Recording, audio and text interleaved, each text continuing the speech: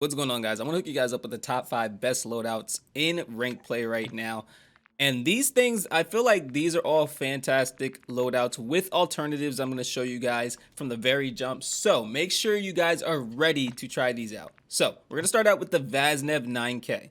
So I put on the Spiral V3.5 flash hider for the muzzle flash concealment and recoil steadiness. You get a reduction of aim down sight speed and aiming stability, but I honestly feel like the trade-off is worth it. Next, we're going to move on to the FSS SHARKFIN 90. Now, because some people have recently noticed that the penalties for the underbarrels haven't been significant anymore, some people use the Edge, 47 grip, or sometimes they just choose other things. For me, the FSS SHARKFIN is more than enough. I put on the TRUE-TAC grip for the rear grip. Put the sprint to fire speed, well, it's sprint to fire speed and aim down sight speed at the cost of some recoil control. And then I put on the Oprizat stock for aim walking speed and sprint speed. Now you get a decline of aiming stability, but I feel like it's completely worth it. Some people are using the broadside for aiming stability, crouch movement speed, aim down sight speed, and sprint speed. And truth be told, I feel like that's actually pretty good. The only downside is you get a reduction of recoil control. So it really is up to you at the end of the day, whichever one you want to use. Broadside is ideal, but I'm just going to show you what this meta build actually works and looks like. So this super low recoil, only downside is long range is a little bit harder. You're most likely gonna have to burst fire, but I feel like it's absolutely worth it to use this just because of how fantastic it actually is. Like I said, long range, you're burst firing, super long range. Like you're not really gonna be in that sort of situation where you're gonna have to use the Vaznev at that far of a distance. Since this is the firing range, this is just a little example, but just show you guys an alternative. Like I said, some people like using the Edge 47 grip, and if you choose to do that, completely up to you. Don't change the TRUE-TAC grip just because I don't feel like that's worth it. But then they also put on the broadside FCT, and here's how this actually looks. So I feel like with the Edge on there, you actually do get some more recoil control, and this kind of balances each other out. But my downside to that is I just don't feel like the trade-off is entirely worth it.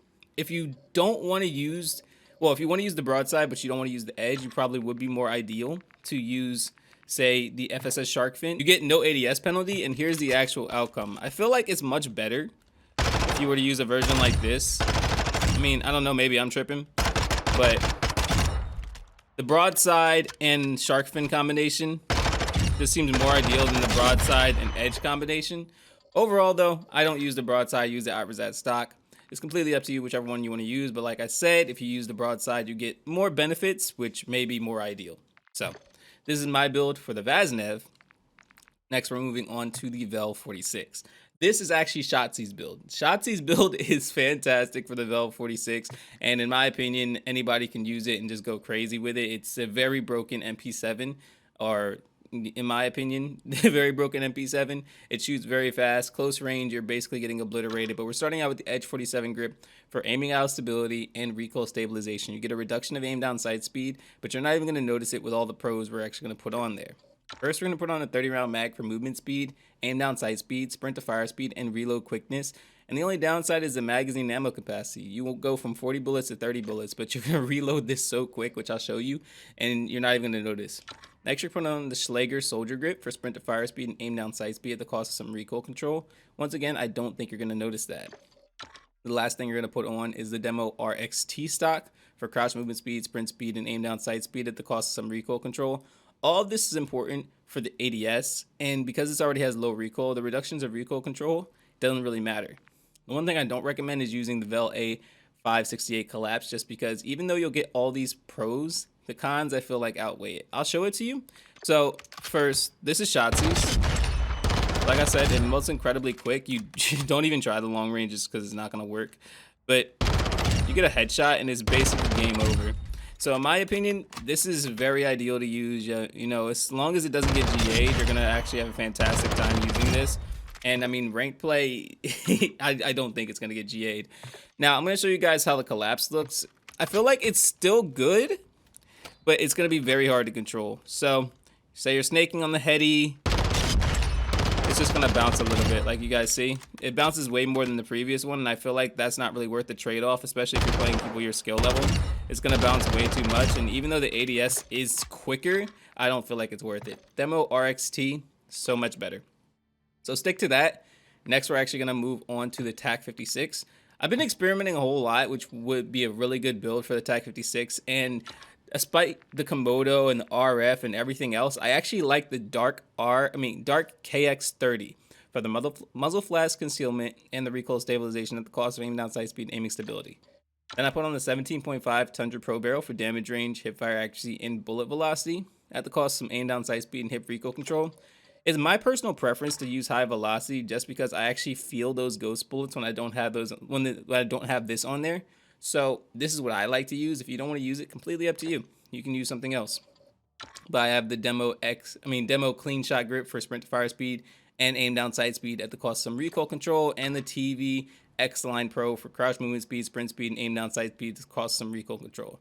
Some people like the Cardinal so they have some more recoil control, but I feel like it's not necessary just because this build has no recoil as it is. I feel like there's nothing you have to really worry about.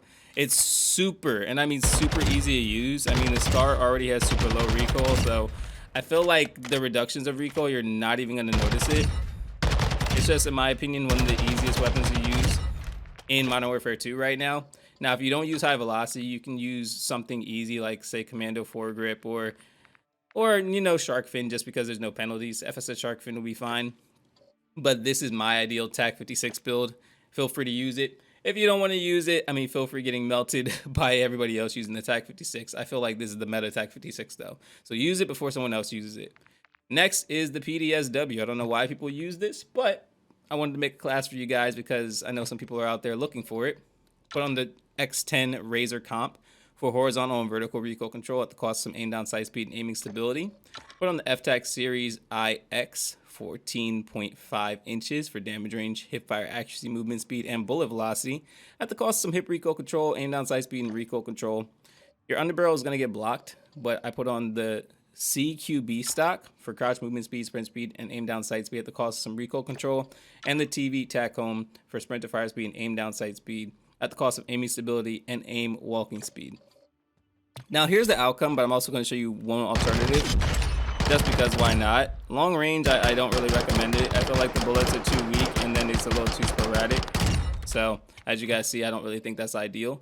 The alternative is actually using the Slimline Pro. And I feel like even though you'll get a clearer sight, I feel like the ADS penalty isn't really worth it. Like I said, you get a clearer sight. It makes it a little bit better, but the recoil is still kind of sporadic regardless on if you have this or not for long range. So you're never going to really use this long range. You're just not going to do good with it. Kind of avoid that. Try to avoid that long range gunfight. Keep this short, keep it to medium, you'll do really good. Now, there's one more thing I want to show you guys. I feel like it's a sleeper. I feel like a lot of people are going to use this very soon. The Bass P. This feels like the Scorpion. Now, a lot of people are not trying this out, and I'm very surprised. But put on the X10 Razor Comp for horizontal and vertical recoil control, aim down sight speed, and aiming stability. Put on the 4-inch Thunderfire for aim down sight speed, movement speed, and hip recoil control at the cost of damage range, bullet velocity, hip fire accuracy, and recoil control. I know you see all the cons. Don't worry. Trust me. It's definitely worth it. Put on the BRUEN Flash V4 stock for sprint speed, aim walking speed, crouch movement speed, aim down sight speed at the cost of aiming stability and recoil control. And last but not least, BRUEN Flash grip for sprint to fire speed and aim down sight speed at the cost of recoil control. Here's the outcome, and I do have one more alternative for you if you guys don't want to use this. But just look how fast that melts. Like, are you honestly worried about the cons when it melts that fast? Like, in my opinion, this is something you definitely need to use. You get one headshot and you're good to go. Now, if you don't want to use the Thunderfire, just take it off. It's really that easy. Take it off, put on the FSS SHARKFIN, and here's an alternative that you can use. That way you don't have to worry about the damage range or the bullet velocity, and you'll still do really good. In fact, you might even be able to get some shots off long range. So, whichever version you want to use, feel free. I just like the one with the Thunderfire just because I feel like it's absolutely insanely fast of an ADS, but both are very good. So let me know in the comment section down below which build you use, and I'll greatly appreciate that.